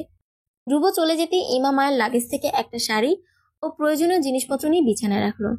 মায়ের সামনে দাঁড়িয়ে বলল, মায়া, আমাকে তুমি হয়তো চেনো না, আমি ধ্রুবর ফুফাতো ভাইয়ের বউ। আর এখন তোমার শাশুড়ি মা পাঠিয়েছেন তোমাকে শাড়ি পরিয়ে দেওয়ার জন্য, একটু এদিকে আসো। ইমার কথা মতো মায়া ইমার সামনে গেল। মায়ের পরনে সুতির শাড়ি খুলে একটা নীল রঙের বেনারসি শাড়ি পরিয়ে দিল এবং সুন্দর করে সাজিয়ে দিল। সাজ শেষ করতে নিচ থেকে ইমার ডাক পড়ল। ইমা মায়াকে বসতে বলে তাড়াতাড়ি নিচে গেল। ইমা যাওয়ার ঠিক 5 মিনিট পর ধ্রুব আসলো রুমে। রুমের মধ্যে নীল বেনারসি শাড়ি পরিহিতা তার বউকে দেখে থমকে গেল। কি সুন্দর লাগছে মেয়েটাকে। তার তো ভাবতেই অবাক লাগে, এত সুন্দর বাচ্চা বউটা এখন তার, শুধুই তার। ধ্রুব এগিয়ে গিয়ে মায়ের থুতনি ধরে মুখটা উঁচু করলো। লজ্জায় মায়া তখন চোখ বন্ধ করে নিয়েছে। ধ্রুব বইয়ের লজ্জায় লাল হওয়া মুখ দেখলো, মনে মনে 2-3 বার আওড়ালো, মাশাআল্লাহ। মায়ার থুতনি ছেড়ে পাশে বসে হাত আঁকড়ে ধরল। আঙুলের ভাঁজে আঙুল ঢুকিয়ে সফট কণ্ঠে বলল, মাশাআল্লাহ মিসেস, তোমাকে খুব সুন্দর লাগছে। মায়া চোখ তুলে তাকানোর সাহস পেল না। যদি তাকিয়ে ফেলতো তাহলে হয়তো হয়ে যেত সর্বনাশ। ধ্রুব বলল, চলো নিচে যাই, সবাই অপেক্ষা করছে। অতঃপর মায়াকে নিয়ে ধ্রুব নিচে আসলো। সকালে ব্রেকফাস্ট সেরে ধ্রুব ভাবলো একটু বাজারের দিকে যাবে। সে ইরিনা বেগমের উদ্দেশ্যে বলল, মা, আমি একটু বাজারের দিকে যাচ্ছি, কিছু লাগলে বলো। ইরিনা বেগম কিচেন থেকে আঁচলে হাত মুছতে মুছতে এসে বলল, এত সকালে বাজারে গিয়ে কি করবি? এত সকাল কই, 9টা বাজে এখন, আর একটা কাজ আছে। আচ্ছা আচ্ছা, আমার কিছু লাগবে না, তবে বৌমার কিছু লাগবে কিনা জিজ্ঞেস কর। ধ্রুব মায়ের দিকে তাকিয়ে বলল, তোমার কিছু লাগবে? মায়া দুদিকে মাথা না বলল। ধ্রুব বের হতে যাবে তার আগেই দিহান কোথা থেকে এসে বলল, ভাইয়া, আমি স্কুলে যাব, আমাকে দিয়ে আসবে? যা, তাড়াতাড়ি রেডি হয়ে আয়। দিহান তড়িঘড়ি করে গিয়ে রেডি হয়ে আসলো। ধ্রুব বের হতে নেবে, মায়া তখন সোফায় বসা। ইরিনা বেগম মায়াকে এসে বললেন, বৌমা যাও, ধ্রুবকে সদর দরজা পর্যন্ত এগিয়ে দিয়ে আসো। ইরিনা বেগমের কথায় মায়া একটু ইতস্তত বোধ করলো। তবে ইমা মায়ের কাঁধে হাত রেখে বলল, যাও, বেশি না, সদর দরজা পর্যন্ত গেলেই হবে। মায়া ধীরে সুস্থে উঠে দাঁড়ালো। সদর দরজা পর্যন্ত যেতে যেতেই দিহান বলল, জানো, ভাইয়ার বাইকে কেউ চড়তে পারে না। কেন? ভাইয়া কাউকে চড়তেই দেয় না। আজব। ভাইয়ার বাইকে শুধু আমি, আব্বু আম্মু ছাড়া আর কেউ চড়েনি, কোনো মেয়েই না। ফার্স্ট তুমি চড়েছ শপিং করতে যাওয়ার সময়। ও আচ্ছা। ধ্রুব এতক্ষণ তাদের দুজনের কথা শুনছিল। হঠাৎ ধ্রুব পিছু ফিরে বলল, কিন্তু ভবিষ্যতে আরেকটা বা আরো মেয়ে চড়তে পারে। মায়া ও দিহান চোখ ছোট ছোট করে তাকিয়ে একসাথেই বলে ফেলল, কোন মেয়ে? ধ্রুব দিহানের সামনে কিছু বলল না। দিহানের হাতে চাবি দিয়ে বলল, যা, গাড়ি বের কর। দিহান গাড়ি বের করতে চলে গেল। ধ্রুব মায়াকে ফিসফিসিয়ে বলল, আমার মেয়ে। মায়া লজ্জায় মাথা নিচু করে ফেলল। অতঃপর ধ্রুবরা চলে গেল। মায়াকে এনে পুনরায় সোফায় বসিয়ে দেওয়া হলো। এক এক করে সব প্রতিবেশী এসে দেখলো বউ। অন্য সময় দেখা যায় বউ দেখতে গেলে অনেকেই অনেক কথা বলে, কিন্তু মায়াকে কেউ কিছু বলতে পারলো না। কারণ সবাই যখন মায়াকে দেখতে লাগলো তখন ইরিনা বেগম এসে সবার উদ্দেশ্যে বললেন, আপনারা বউ দেখতে এসেছেন, দেখবেন, দয়া করে আমার বাড়ির বউকে নিয়ে কেউ কিছু বলবেন না। ব্যাস, কেউ আর কিছু বলতে পারলো না। সবাই বউ দেখে খাওয়া দাওয়া করে যার যার মতো চলে যেতে লাগলো। দুপুরের খাবার খাওয়ার আগেই হাতে কিছু শপিং ব্যাগ নিয়ে বাসায় আসলো। একটা ব্যাগ মায়ের হাতে ধরিয়ে দিয়ে বাকি কয়েকটা ব্যাগ নিয়ে রুমে গেল। মায়া সোফায় বসে আছে। অনেকেই অনেক প্রশ্ন করছে। মায়ার বিরক্ত লাগছে, তারপরও হাসি মুখে সবার প্রশ্নের জবাব দিচ্ছে। ইমা ব্যাপারটা বুঝতে পারলো, কারণ সময়টা সে পার করে এসেছে। ইমা মায়ের উদ্দেশ্যে বলল, ধ্রুব ভাইয়া এসেছে, তোমার রুমে যাওয়া উচিত। চলো তোমাকে রুমে দিয়ে আসি, তোমার গোসলও করতে হবে। ইমার কথা শুনে মায়া খুশি হয়ে গেল, মনে মনে ধন্যবাদ জানালো তাকে। অতঃপর ইমা মায়াকে রুম পর্যন্ত এগিয়ে দিল। ধ্রুব তখন কাপড় নিয়ে ওয়াশরুমে যাচ্ছে। মায়াকে দেখে সে থেমে গেল, বলল, তুমি কি আগে যাবা গোসল করতে? না, আপনি যান, আমি পরে করব। ধ্রুব শপিং ব্যাগগুলো মায়ের হাতে ধরিয়ে দিয়ে বলল, পরশু তুমি বাসায় যাবা, এরপর এসে এই ড্রেস পরবা। শাড়ি সামলাতে কষ্ট হচ্ছে তোমার, বুঝতে পারছি। বলেই ধ্রুব ওয়াশরুমে চলে গেল। মায়া কাপড়গুলো দেখলো। কয়েকটি গোল জামা ও থ্রি পিস এনেছে সে, সবগুলোই খুব সুন্দর। আর মায়ের শাড়ি সামলাতে কষ্ট হচ্ছে। ধ্রুব ওয়াশরুম থেকে বের হয়ে গোসল করার পর মায়া গিয়ে গোসল করে নিল। খাওয়া দাওয়া করে রুমে আসলো মায়া ও ধ্রুব। মায়ার মাথায় হাত দিয়ে বারবার চুল টানছে, মাথা ব্যথা করছে তার। ধ্রুব বিষয়টা বুঝলো, বলল, তোমার মাথা ব্যথা করছে পরি? ধ্রুব উঠে মায়ের পাশে বসে বাঁধা চুল খুলে দিল। তারপর তেল দিয়ে মাথাটা ভালোভাবে আঁচড়ে দিল, চুল টেনে দিল ধীরে ধীরে। কিছুক্ষণ পর ধ্রুব বলল, এখন কেমন লাগছে? ঘুমো ঘুমো কণ্ঠে মায়া বলল, মাথা ব্যথা চলে গেছে, তবে ঘুম পাচ্ছে। ঘুমাও। না ঘুমালে আর উঠতে পারবো না। সমস্যা নেই, আমি ডেকে দিব। সত্যি দিবেন তো? তুমি ঘুমাও। মায়া কাপড় চোপড় ঠিক করে শুয়ে পড়ল। ধ্রুব মাথায় হাত বুলিয়ে দিতে লাগলো। মুহূর্তের মধ্যেই ঘুমের দেশে তলিয়ে গেল মেয়েটা। মায়া ঘুমিয়ে যেতে ধ্রুব মায়ের ফুলো ফুলো গালে হাত রাখলো, হালকা টেনে দিল গালগুলো। মায়া নড়ে চড়ে আবার ঘুমিয়ে গেল। ধ্রুব হাসলো তা দেখে। নিচু হয়ে বউয়ের কপালে চুমু খেয়ে নিজেও শুয়ে পড়লো মায়ের পাশে। তারও ঘুম পাচ্ছে এখন। রাতে বউকে দেখতে দেখতে ঘুমাতে পারেনি সে। ধ্রুব মোবাইলে অ্যালার্ম সেট করে ঘুমিয়ে পড়ল। অ্যালার্মের শব্দে ঘুম ভাঙল ধ্রুবর। সে হাত বাড়িয়ে তাড়াতাড়ি অ্যালার্ম অফ করে উঠে যেতে নিলেই বুকের ওপর ভারী কিছু অনুভব করতেই মাথা নিচু করে তাকালো। বুকের ওপর বউকে গুটিসুটি মেরে ঘুমিয়ে থাকা বুকে দেখে হাসলো। ঘুমের মধ্যে মেয়েটা তার বুকে চলে এসেছে। ধ্রুব গড়িতে সময় দেখে মায়াকে ডাক দিল। এই যে মিসেস মায়া, ওঠো। প্রথমবার ডাকায় মায়া নড়ে চড়ে আবার গুটিসুটি মেরে ঘুমিয়ে পড়ল। ধ্রুব কয়েকবার ডাকার পর মায়ের ঘুম ভাঙলো। সে নিজেকে ধ্রুবর বুকে দেখে দ্রুত সরে আসলো, বলল, আপনি আমাকে আপনার বুকে নিয়ে গিয়েছেন কেন? ধ্রুব চমৎকার হেসে বলল, আমি না ম্যাডাম, আপনি এসেছেন নিজের জায়গা ছেড়ে আমার কাছে। মায়া এবার বুঝলো ঘুমের মধ্যে সে চরম ভুল করে ফেলেছে। মায়া থম মেরে বসে রইল। ধ্রুব বাঁকা হেসে বলল, কি ম্যাডাম, আমাকে লাগবে? সেটা আগেই বললে পারতেন। এইভাবে লুকিয়ে লুকিয়ে কাছে আসার মানেই হয় না। মায়া থতমত খেয়ে বলল, আরে না, ঘুমের মধ্যেই ভুল হয়েছে। ধ্রুব বাঁকা হেসে মায়ের দিকে ঝুঁকে বলল, তুমি কি ভাবছো আমি কি কিছু বুঝি না নাকি? মায়া লজ্জায় একেবারে কেঁদে উঠল। কাপা কাপা গলায় বলল, সত্যি বলছি, আমি এমনটা নিজের ইচ্ছায় করিনি। এবার মায়ের কান্না দেখে ধ্রুব থমকে গেল। মায়ের চোখের পানি মুছে দিয়ে বলল, সবকিছু এত সিরিয়াস নাও কেন? আমি তো মজা করছিলাম। মায়া ঠোঁট ফুলে ধ্রুবকে সরিয়ে দিয়ে বলল, আপনি এইভাবে বলছেন কেন? আচ্ছা আর বলবো না। বলেই ধ্রুব উঠে ফ্রেশ হওয়ার জন্য ওয়াশরুমে চলে গেল। মায়া বিছানা থেকে উঠে কাপড় চোপড় ঠিক করে নিল। এটা তার শ্বশুর বাড়ি, এলোমেলো হয়ে চলাফেরা করা যাবে না। ধ্রুব বের হওয়ার পর মায়া গিয়ে ফ্রেশ হয়ে নিল। এরপর ইমা এসে মায়াকে নিচে নিয়ে গেল। রাতে খাওয়া দাওয়া করে রুমে এসে সর্বপ্রথম মায়া পাশ বালিশটা বিছানা মাঝখানে দিল, কারণ বিকেলের কথা এখনো সে ভুলেনি। যদি তার দ্বারা আবারও সেই ভুল হয়ে যায় তাহলে ধ্রুব তার ইজ্জতের 12টা বাজাবে। মায়া ফ্রেশ হয়ে নিল। ধ্রুব এখনো রুমে আসেনি। পাশে ধ্রুবর ফোনটা পড়ে আছে। মায়া ভাবলো একবার বাসায় ফোন করা উচিত, তাই ধ্রুবর ফোনটা হাতে নিল। তবে দুঃখের বিষয়, মায়া ধ্রুবর ফোনে লক জানে না। ফোনটা ওভাবেই হাতে নিয়ে মায়া মুখ গোমড়া করে বসে আছে। সেই সময় ধ্রুব রুমে আসলো। মায়াকে মুখ গোমড়া করে বসে থাকতে দেখে মায়ের কাছে গিয়ে বলল, কি হয়েছে, এমন করে আছো কেন? মায়া মন খারাপ করে বলল, আমি বাসায় ফোন করার জন্য আপনার মোবাইল হাতে নিয়েছিলাম, কিন্তু আমি তো আপনার ফোনের লক জানি না। ধ্রুব হেসে বলল, নিজের নামের সাথে পরি অ্যাড করো, তারপর দেখবা লক খুলে যাবে। ধ্রুবর কথা শুনে মায়া অবাক হলো।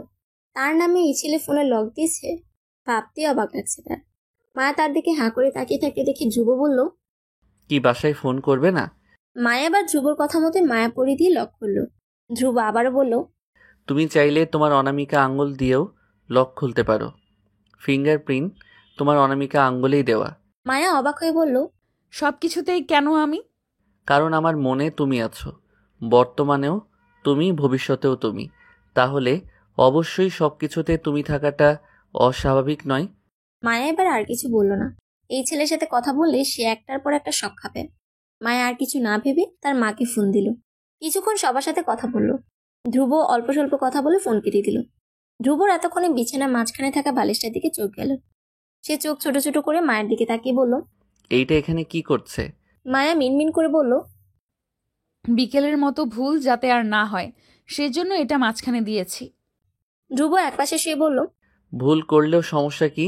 আমি তো তোমারই। আর নিজের জায়গায় থাকলে কি সমস্যা বলো? আমার জায়গা মানে? ধ্রুব হেসে বলল। বোকামে বাংলা বুঝো না? ধ্রুব এবার উঠে মায়ের মুখোমুখি হয়ে বসল। বলল, শোনো, তুমি এখন যেমন আমার, তেমনি আমিও তোমার। আর আমি যেহেতু তোমার, আমার পুরো শরীরটাও তোমার। সো তুমি তখন আমার বুকে ঘুমিয়েছো, আর আমার বুকটাও আমার শরীরেরই অংশ। তো আমার শরীর যেহেতু তোমার, তাহলে আমার বুকও তোমার, সুতরাং তোমার জায়গায় তুমি ঘুমিয়েছো। এতে তোমার কোনো ভুল হয়নি। ধ্রুব ননস্টপ কথা বলে থামলো। মায়া হাঁ করে ধ্রুবর দিকে তাকিয়েছে। ধ্রুবর এত কথার মানে সে বুঝেনি।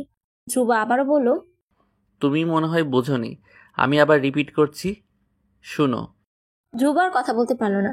মায়া আঙুল দিয়ে ধ্রুবর ঠোঁট চেপে ধরে বলল, চুপ করুন, আপনার এই যুক্তি আমার মাথায় ঢুকবে না। আচ্ছা, তাহলে বাদ দাও। হুম। অতঃপর ধ্রুব ও মায়া মাঝখানে পাশ বালিশ দিয়ে শুয়ে পড়ল। বেশ কিছুক্ষণ কেটে গেলে কারো চোখে ঘুম নেই। মায়া পাশ ফিরে চোখ বন্ধ করে শুয়ে আছে। ধ্রুব উঠে মায়াকে পর্যবেক্ষণ করে দেখলো ধ্রুবর মনে হলো মায়া ঘুমিয়েছে। তাই ধ্রুব নিচু হয়ে মায়ের ফুলো ফুলো গালে টুপ করে একটা চুমু খেলো। সাথে সাথে মায়ের চোখ খুললো। ধ্রুবর চোখে চোখ পড়লো তার। মায়ের চোখ ছোট ছোট করে তাকিয়ে আছে। এদিকে ধ্রুব ধরা খেয়ে তার মুখ থমথমে ভাব। মায়া বলল, এটি কি হলো? ধ্রুব কথা ঘোরানোর জন্য বলল, তুমি ঘুমাওনি? মায়া বুঝলো ধ্রুব কথা ঘুরাতে চাইছে। সেও ওই ব্যাপারে আর কিছু বলল না। পরবর্তীতে তারই লজ্জায় পড়তে হবে। না, ঘুম আসছে না। আগামীকাল বাসায় যাব না, তাই খুশি খুশি লাগবে। ধ্রুব এবার মুখ গোমরা করে বলল, তুমি চলে গেলে আমি আবার সিঙ্গেল হয়ে যাব। মায়া মুচকি হেসে বলল, চলে আসবো তো আবার। কয়দিন থাকবে? এই ধরুন 1 সপ্তাহ। ধ্রুব চোখ বড় বড় করে বলল, কি 1 সপ্তাহ? কিন্তু 3 থাকে আমি শুনেছি। আর জামাই রেখে বউদের এতদিন থাকা উচিত না। মায়া মুচকি হাসলো, কারণ সে জানে 3 দিনই থাকতে হবে তার। তবে ধ্রুব কি বলে সেটা দেখার জন্য মিথ্যা বলেছিল। মায়া বলল, তো আমি কি করব? আগের যুগ থেকেই তো এই নিয়ম, 7 দিন থাকতে হয়। কিন্তু ইমা ভাবি তো 3 দিন থেকেছিল, আমার মনে আছে। আমি এসব জানি না। আমার নিয়ম অনুযায়ী 7 দিন থাকতে হবে। বড়রাও এই কথা বলেছে। ধ্রুব গাল ফুলে বলল, আমার বউকে 7 দিনের জন্য বাপের বাড়ি পাঠাবে, অথচ আমাকে জানায়নি। তারা বুঝে না আমার বউ লাগবে। বিয়ে কি আমি সিঙ্গেল থাকার জন্য করেছি নাকি? আস্তাগফিরুল্লাহ, আবল তাবল কি বলছেন এসব? ধ্রুব গাল ফুলে মায়ের বাহু জড়িয়ে ধরে বলল, আমি তোমাকে 1 সপ্তাহের জন্য যেতে দিব না। মায়া প্রথমে অস্বস্তি বোধ করলো, ধ্রুবকে কিছু বলল না। ধ্রুব পুনরায় বলল, আচ্ছা, তুমি আমাকে মিস করবে না? মিস করার কি আছে? তার মানে সত্যি তুমি আমাকে মিস করবে না? মায়া বেশ ভাব নিয়ে বলল, মোটেও না। ধ্রুব মায়ের বাহু ছেড়ে রাগ দেখে পাশ ফিরে শুয়ে পড়ল। আর মায়া বসে বসে হাসতে লাগলো। পরের দিন সকালে নাস্তার টেবিলে যখন সবাই খাওয়ায় মগ্ন, তখন দিহান মায়ের উদ্দেশ্যে বলল, আপু, আমাকে পানির গ্লাসটা একটু দাও। উপস্থিত সবাই অবাক হয়ে তাকিয়েছে দিহানের দিকে। ইরিনা বেগম দিহানের উদ্দেশ্যে বললেন, কিরে, তুই তোর ভাবিকে আপু ডাকছিস কেন? দিহান পানি খাওয়া শেষ করে বলল, কারণ তোমার বড় ছেলের বউ আমার বেস্ট ফ্রেন্ডের বোন, সেই হিসাবে আমার আপু। কিন্তু ও তো তোর বড় ভাইয়ের বউ হয়। হোক তাতে কি, আমার বন্ধু বলেছে আপু নাকি এই বাসায় আসলে তার অভাব ফিল করবে। তাই আমিও আমার বন্ধু মিন্নয়ের মতো হওয়ার ট্রাই করছি। সো কেউ আমাকে কিছু বলবে না। দিহানের কথা শুনে সবাই মুচকি হেসে খাওয়া শুরু করলো। ঠিক তখনই ধ্রুব দিহানের কানে ফিসফিসিয়ে বলল, তাহলে তো আমার ছেলে মেয়ে তোকে চাচ্চু না ডেকে মামা ডাকবে। সমস্যা নেই। মায়ার দু ভাইয়ের কথোপকথন শুনে লজ্জায় পড়ল। ইরিনা বেগম মায়াকে বললেন, একটু পর তোমার বাসার লোকজন আসবে। আমি ইমাকে তোমার রুমে পাঠিয়ে দিব একটু পর। তুমি গিয়ে নিজের ব্যাগ গুছিয়ে নাও। ধ্রুব এবার ফট করে বলে উঠল, আম্মু, ও কয়দিন থাকবে? ইমা ইরিনা বেগমকে বলতে না দিয়ে বলল, 7 দিন থাকতে হবে আর কি। ধ্রুব মুখ ঘুমরা করে শুধু ও বলল। মায়া রুমে চলে গেল। ড্রয়িং রুম খালি, শুধু ধ্রুব ও ধ্রুবর বাবা ইয়াহিয়া শিকদার। ইয়াহিয়া শিকদার ছেলের দিকে তাকিয়ে ডাইনিং টেবিল থেকে উঠে যেতে যেতে বলল, চিন্তা করিস না, তোর বউ 3 দিনের বেশি থাকবে না। ধ্রুব বাবার মুখ থেকে এমন কথা শুনে খুশি হলো। খুশি হয়ে বউ কি করছে দেখার জন্য রুমে গিয়ে দেখলো ইমা ও মায়া কয়েকটি শাড়ি বের করে বসে আছে। ইমা মায়াকে বলছে, আমিও এমন কাপড় চয়েস করতে পারি না, সব সময় তোমার ভাইয়াই করে দেয়। ধ্রুব এবার গিয়ে মায়ের পাশে দাঁড়িয়ে বলল, কি হয়েছে ভাবি? ইমা শাড়িগুলো ধ্রুবকে দেখিয়ে বলল, দেখো না, আমরা শাড়ি চয়েস করতে পারছি না। তোমার বউকে কোন শাড়ি পরাবো? ধ্রুব খয়েরি রঙের একটা কাঞ্জিভরম শাড়ি বের করে দিয়ে বলল। এইটা ভালো লাগবে মনে হয়। অতঃপর ইমা ধ্রুবকে রুম থেকে বের করে দিয়ে মায়াকে শাড়ি পরিয়ে সুন্দর করে সাজিয়ে দিল আর বলে গেল যাওয়ার আগে রুমে এসে ধ্রুবকে সালাম করে যেতে। আস্তাগফিরুল্লাহ মার্কা আরো কিছু কথা বলল। কয়েক ঘন্টা পর মায়ের বাসার লোকজন এলো। তারা খাওয়া দাওয়া করে গল্প করলো। আসলো মায়ের বিদায়ের পালা। ইমার কথা মতো মায়া কিছু করছে না দেখে ইমা ধ্রুবকে পাঠালো রুম থেকে মায়ের লাগেজ আনতে। ধ্রুব রুমের দিকে গেলেই ইমা মায়াকে টেনে রুমের সামনে এনে বলল, আমি যা বলছি সব ঠিক মতো করবা। বলেই ধাক্কা দিয়ে মায়াকে রুমের ভেতর ঢুকিয়ে দিল। টাল সামলাতে না পেরে মায়া পড়ে যেতে নিলে ধ্রুব দু হাতে আঁকড়ে ধরল। মায়া ভয়ে চোখ মুখ খিচে বন্ধ করে আছে। শরীরে ব্যথা অনুভব না করায় চোখ খুলল। চোখের সামনে ধ্রুবর মুখ দেখে থমথম খেয়ে গেল। ধ্রুব মায়াকে ঠিকঠাকভাবে দাঁড় করিয়ে বলল, এইভাবে দৌড়ে রুমে আসতে গেলা কেন? মায়া কাঁদো কাঁদো গলায় বলল, আমাকে ইমা ভাবেই পাঠিয়েছে আপনাকে সালাম করার জন্য, আর আমি আসতে না চাইলে আমাকে জোর করে এনে ধাক্কা মেরেছে। বলি মায়া ধ্রুবকে সালাম করতে নিলে ধ্রুব বাধা দিয়ে বলল, সালাম করার দরকার নেই, বাসায় পৌঁছে আমাকে ফোন দিবা, ঠিক মতো খাওয়া দাওয়া করবা, আর তোমার পড়াশোনা কন্টিনিউ করতে হবে, তাই আসার সময় প্রয়োজনীয় জিনিস নিয়ে আসবা। মায়া মাথা নেড়ে সম্মতি দিল। ধ্রুব মায়ের মাথায় হাত দিয়ে বলল, আবার আমাকে ভুলে যাবে না তো? অসম্ভব। বলেই মায়ের দরজার দিকে পা বাড়ালো।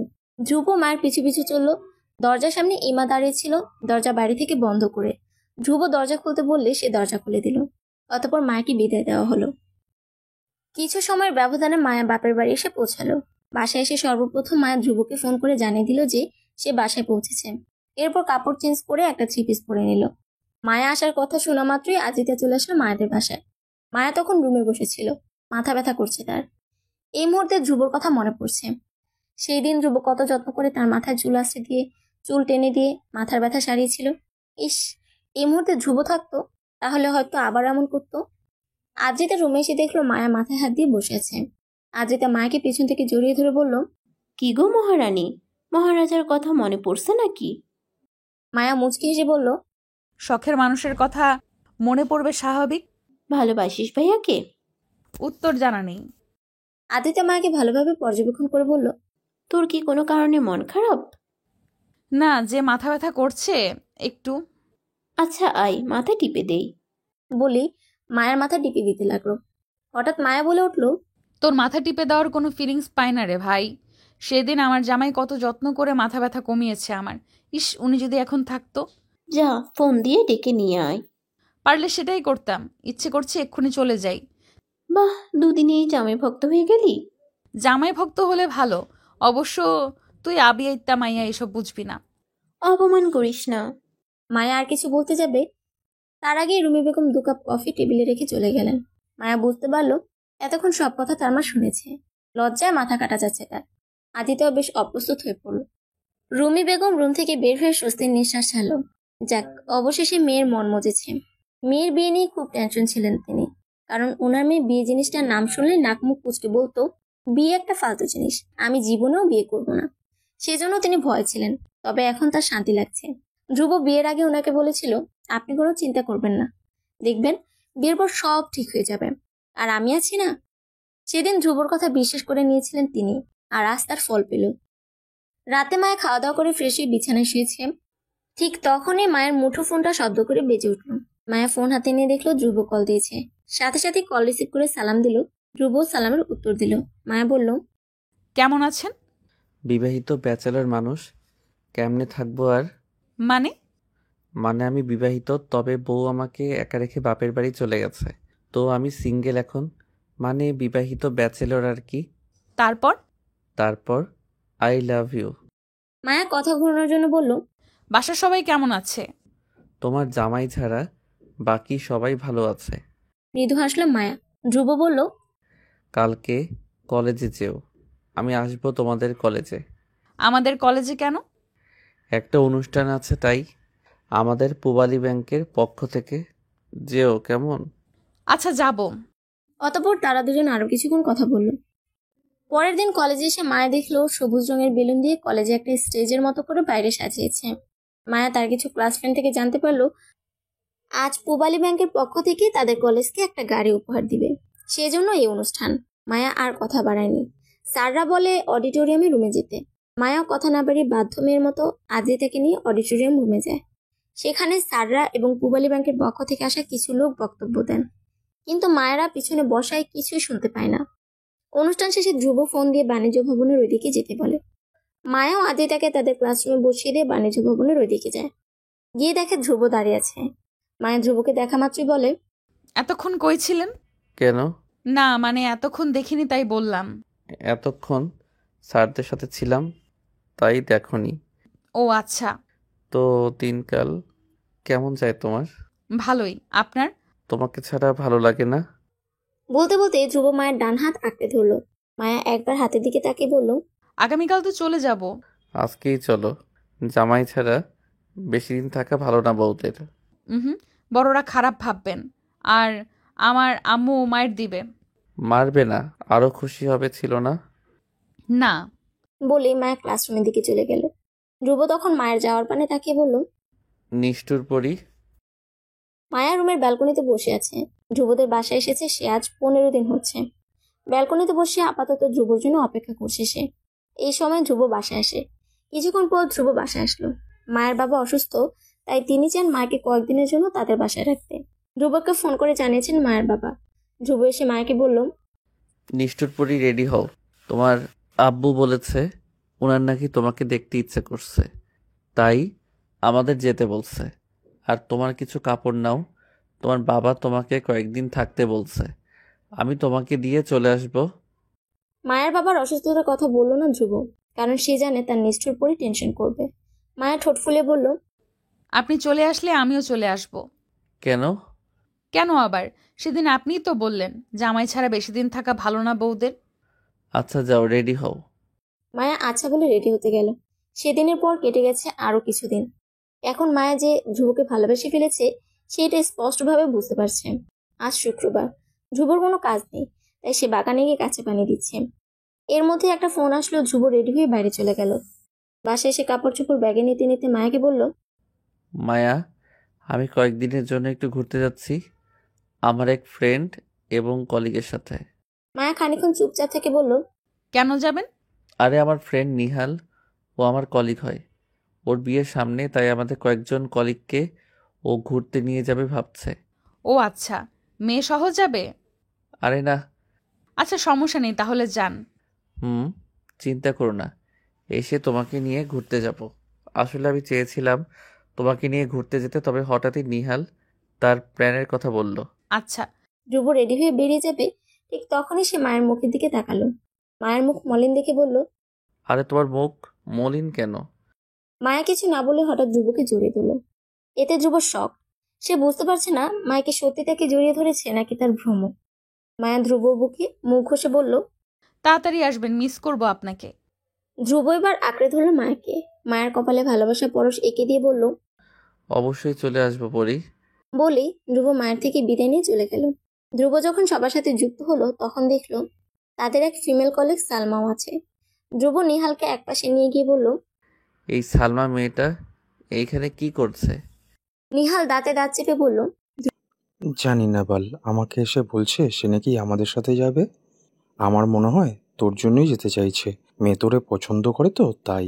ধ্রুব আর কিছু না বলে সবার সামনে গিয়ে বলল, আমি যাব না ভাই, আমার বউ আমাকে খুব মিস করবে। বউ ছাড়া যেতে আমারও ইচ্ছে করছে না।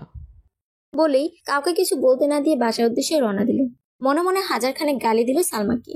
বিয়ের আগে তাকে পছন্দ করত, এখন বিয়ের পরও তার পিছে পড়ে আছে। ধ্রুব বাসায় এসে দেখলো তার বউ কাপড় চোপড় ঠিক করে আলমারিতে রাখছে। ধ্রুব সে সময় মাকে পিছন থেকে জড়িয়ে ধরে গালে চুমু খেয়ে বলল, আমি চলে এসেছি পরি। কেন ঘুরতে যাবেন না? বউ ছাড়া যেতে ভালো লাগছে না। তো বেরিয়েছেন যেহেতু যাওয়া উচিত ছিল। যাব তো বউ নিয়ে। মানে কাপড় চোপড় গোছাও, কক্সবাজার যাব আজকে। মায়া অবাক হয়ে বলল, হ্যাঁ চলো, দেরি হয়ে যাবে। বলে ধ্রুব নিজেই আলমারি থেকে মায়ের কিছু কাপড় নিয়ে ব্যাগে রাখল। মায়া ততক্ষণে রেডি হয়ে নিয়েছে। রেডি হয়ে ধ্রুব ও মায়া ইরিনা বেগমের কাছ থেকে রেডি হয়ে বেরিয়ে গেল। ধ্রুবদের নিজস্ব গাড়ি নেই। ধ্রুব চেয়েছিল একটি গাড়ি ভাড়া করতে, তবে টাকা বেশি লাগবে। সেজন্য মায়া বাসে করে যাবে বলল।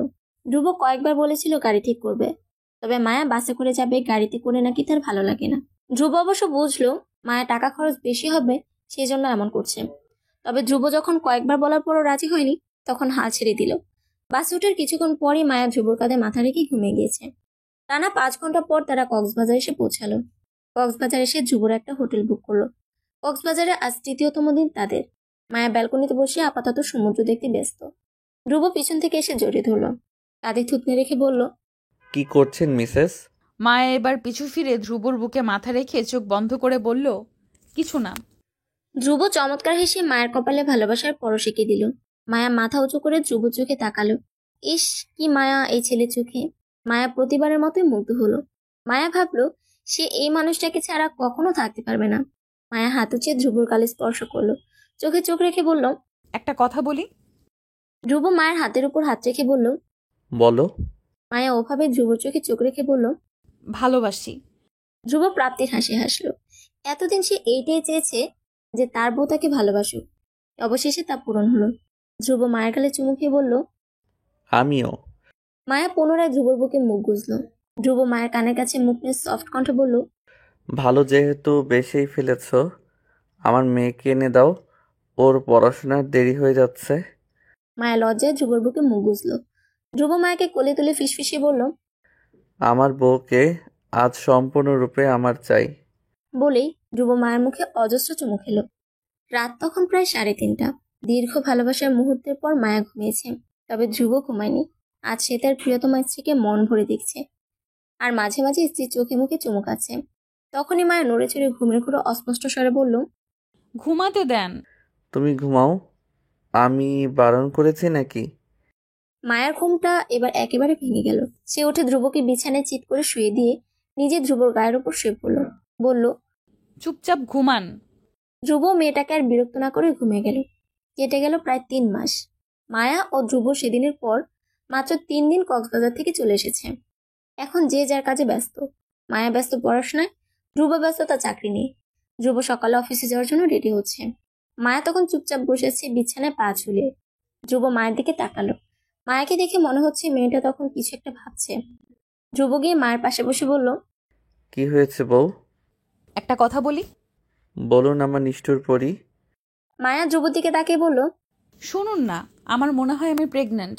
আমার পিরিয়ডের সময় 1 মাস পেরিয়ে এখন আর একটা মাস শুরু হবে, কিন্তু এখনো পিরিয়ড হয়নি। ধ্রুব মায়ের গালে হাত রেখে বলল, তুমি কি আরো কিছু ফিল করছো এছাড়া? শরীর এখন একটু দুর্বল দুর্বল লাগে, একটু কাজ করেই হাঁপিয়ে যাই। ধ্রুব এবার মায়াকে বলল, চলো বোরকা পরো, তোমাকে ডাক্তারের কাছে নিয়ে যাব। এখন? হ্যাঁ। আরে প্রেগন্যান্সি টেস্ট করার জন্য কিট আনলেই তো হলো, ডাক্তারের কাছে যাব কেন? আসো তুমি। মায়া কিছু বলল না, রেডি হয়ে নিল। সেদিনের পর কেটে গেল আরো কয়েকদিন। সেদিন মায়ের কথাটাই সত্যি হয়েছে, মেয়েটা আসলেই প্রেগনেন্ট। বাবা হওয়ার কথা শুনে ধ্রুব তো মহা খুশি। যেদিন শুনেছিল মায়া প্রেগনেন্ট, সেদিনই রুমি বেগমরা এসে দেখে গেছেন মায়াকে। উনি চেয়েছিলেন প্রেগনেন্সির টাইমে মেয়েকে নিজের কাছে নিয়ে যেতে, তবে ধ্রুব যেতে দিল না। সে চায় তার বউ তার কাছেই থাকুক। অবশ্য মায়া ধ্রুবকে ছেড়ে যেতে রাজি নেই, সে তার বাচ্চার বাবার সাথেই থাকবে। বর্তমানে ধ্রুব মায়ের পেটে হাত দিয়ে বসে আছে। কিছুক্ষণ পর ধ্রুব বলল, এই বাবু নড়ে না কেন? ও তো এখনো ছোট, নড়বে কেন? ধ্রুব গাল ফুলে বলল, একটু নড়লে কি হয়? মায়া ধ্রুবর গাল টেনে দিয়ে বলল, সময় হোক তখন নড়বে। আচ্ছা ওর নাম কি রাখা যায়? আমি কি জানি। আমার মেয়ের নাম রাখবো মার্জিয়া ইয়াসপা শিকদার। সুন্দর না? সুন্দর, তবে ও যদি ছেলে হয়? আরে মেয়েই হবে, দেখিও। আমার বাইকে উঠতে হবে না। মায়া প্রতি উত্তর করলো না। তার কি হলো কে জানে। সে বলল, আচ্ছা আমি যদি মারা যাই তখন কি আপনি আরেকটা বিয়ে করবেন? ধ্রুব মায়াকে ধমক দিয়ে বলল, চুপ করো, ফালতু কথা বলবে না। মায়া মুখ ঘুমরা করে বসে রইল। কেটে গেল আরো কিছু মাস। মায়ের ডেলিভারির আর মাত্র 1 সপ্তাহ বাকি আছে। মায়া তখন সোফায় বসে ধ্রুবর জন্য অপেক্ষা করছে। আজ সকাল থেকে বেবি নড়াচড়া কম করছে। ধ্রুব এখন বাসায় আসেনি। একটু আগেই মায়ের জন্য আইসক্রিম আনার জন্য বেরিয়েছে সে, কিন্তু এখন তার পেটে ব্যথা করছে হালকা। মায়া চুপচাপ সহ্য করে গেল, কিন্তু ধীরে ধীরে মায়ের পেটের ব্যথা বেড়ে গেল। মায়া চিৎকার করে মা বলে ডাকলো। ইরিনা বেগম দৌড়ে আসলেন। তখনই ধ্রুব আসলো। মায়া জোরে জোরে নিঃশ্বাস নিচ্ছে। ধ্রুব গিয়ে মাকে ধরতেই মায়ের শরীর ছেড়ে দিল। ধ্রুব না ঘাবড়ে দ্রুত মায়াকে তাড়াতাড়ি হসপিটালে নিয়ে যাওয়ার ব্যবস্থা করলো। হসপিটালে গিয়ে ডাক্তার মায়াকে দেখে ধ্রুবকে বলল, মিস্টার ঈশান ধ্রুব শিকদার, আপনার ওয়াইফের অবস্থা ভালো না। হয় আপনার ওয়াইফ, না হয় আপনার বাচ্চা, যে কোনো একটা বেছে নেন। পাশেই মা ছিল, সে বলল, আমার বাচ্চা কি লাগবে? ধ্রুব কি বলবে ভেবে পাচ্ছে না। তার বাচ্চা নিয়ে খুব স্বপ্ন ছিল। অন্যদিকে মায়াকে ছাড়া ধ্রুব বাঁচতে পারবে না। এক মুহূর্তের জন্য ধ্রুব বাচ্চার কথা ভুলে গিয়ে বলল, আমার ওয়াইফ চাই, বাচ্চা পরেও নেওয়া যাবে। মায়া তখন কেবিনের সিটে শুয়েছিল। ধ্রুব কথা শুনেছে সে। ধ্রুবকে ডাক্তার একটা পেপারে গিয়ে দিতেই ধ্রুব সাইন করে দিল। মায়া কিছু বলল না তখন, শুধু ওটি রুমে নিয়ে যাওয়ার আগে ডাক্তারকে বলল সে ধ্রুবর সাথে দেখা করতে চায়। ডাক্তারও মায়ের কথা রাখলো। ধ্রুবর সামনে নিয়ে গেল তাকে। ধ্রুব চোখ মুখ লাল, দেখে বোঝা যাচ্ছে কেঁদেছে সে। মায়া হাতের ইশারে ধ্রুবকে ডাকলো। ধ্রুব এগিয়ে আসতে মায়া জড়িয়ে ধরল ধ্রুবকে। ধ্রুবর গাল স্পর্শ করে অজস্র চুমু খেলো। আবারও ধ্রুবর বুকে মাথা রাখলো। ধ্রুব মায়ের কপালে ভালোবাসার পরশ এঁকে দিল। মায়া ওটি রুমে যাওয়ার আগে বলল, ওকে দেখে রেখো। ধ্রুব কথার মানে বুঝলো না। ওকে? কাকে দেখে রাখবে সে? মায়াকে ওটি রুমে নিয়ে গেল 1 ঘন্টা হচ্ছে। একটা নার্স তখন একটা বাচ্চাকে এনে ধ্রুবর কোলে দিয়ে বলল, আপনার মেয়ে হয়েছে। ধ্রুব বলল, আমার ওয়াইফ কই? সরি, আমরা ওনাকে বাঁচাতে পারিনি। ধ্রুব বাচ্চাটাকে কোলে নিয়ে বসে পড়ল, কিন্তু কাঁদতে পারল না সে।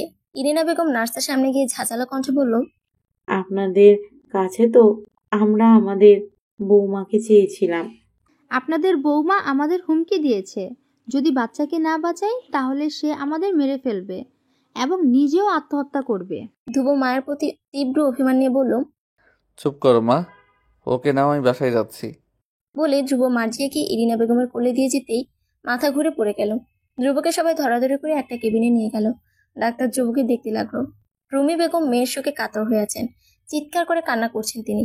ইরিনা বেগমের অবস্থাও তেমন। ডাক্তার ধ্রুবকে দেখে বলল, অতিরিক্ত প্রেসার নিতে পারেনি সে, তাই এই অবস্থা। মায়াকে কাফন পরানোর পর ধ্রুবকে ডাকলো এক পলক মায়াকে দেখার জন্য।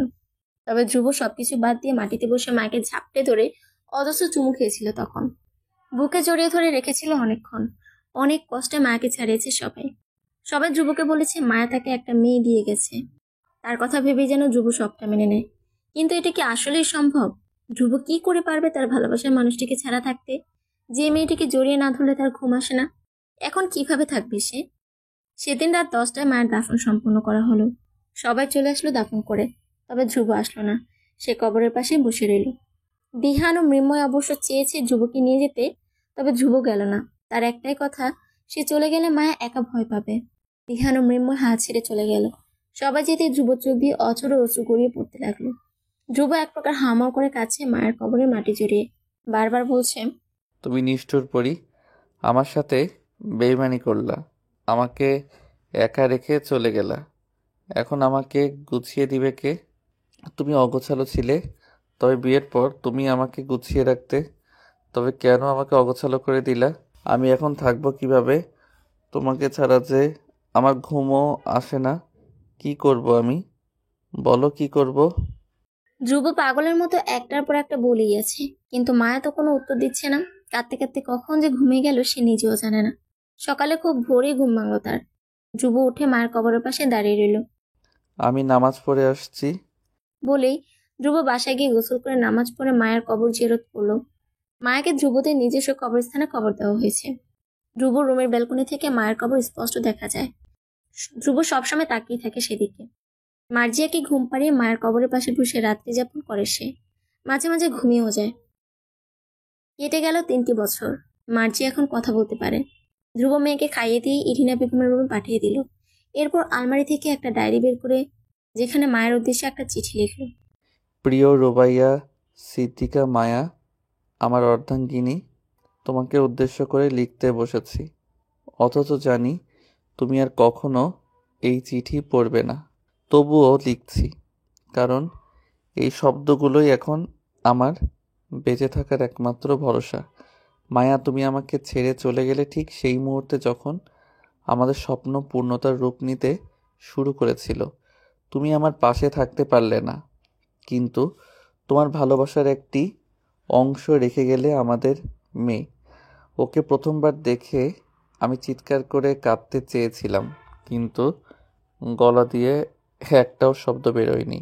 তুমি জানো, ওর মুখটা ঠিক তোমার মতো, যখন ওর ছোট্ট আঙুলগুলো আমার হাত চেপে ধরে, মনে হয় তুমি আমায় ছুঁয়ে আছো। কিন্তু একসঙ্গে এই অনুভূতিটা এমন তীব্র শূন্যতাও এনে দেয় যা আমি কোনোভাবেই সহ্য করতে পারছি না। তোমাকে হারানোর এই শোকের গভীরতা ভাষায় প্রকাশ করতে পারবো না। আমি ভাঙছি মায়া, প্রতিদিন, প্রতিক্ষণ। তবু দাঁড়িয়ে আছি, কারণ তুমি আমাকে আমাদের মেয়ের কাছে রেখে গেলে। তুমি চলে যাওয়ার আগে আমার কাছে যে শেষ কথাটা রেখে গিয়েছিলে, ওকে দেখে রেখো। আমি তা ভোলার সাহসও করি না। মায়া, আমি জানি না কিভাবে ওকে বড় করব। তুমি ছাড়া এই পথটাই কিভাবে এগোবো তাও জানি না। তুমি তো জানো আমি সবসময় তোমার দিকেই তাকিয়ে থাকতাম। তুমি পথ দেখিয়ে দিতে। এখন আর সে আলোটা নেই, তবু তোমার স্মৃতির আশ্রয়ে মেয়েটাকে মানুষ করার চেষ্টা করব। ও যেন তোমার মতো ভালোবাসতে শেখে, তোমার মতোই অপরাজেয় হয়ে ওঠে। এখন তো মেয়ের জন্য রাতে তোমার কাছে তেমন যেতে পারি না। তুই কি জানো, প্রতিদিন রাতে আমি একা বসে তোমার কথা ভাবি। মনে হয় দরজা খুলে তুমি এসে দাঁড়াবে। আমি জানি এটা অসম্ভব, তবু এই ভাবনাটুকুই আমাকে বাঁচিয়ে রেখেছে। তুমি ভালো থেকো মায়া। যদি সত্যি কোথাও আমাদের আবার দেখা হয়, আমি শুধু একটাই কথা বলবো, আমি তোমাকে প্রতিটি মুহূর্ত ভালোবেসেছি আর আজও বাসি। ভালোবাসি আমার নিষ্ঠুর পরী। সমাপ্ত।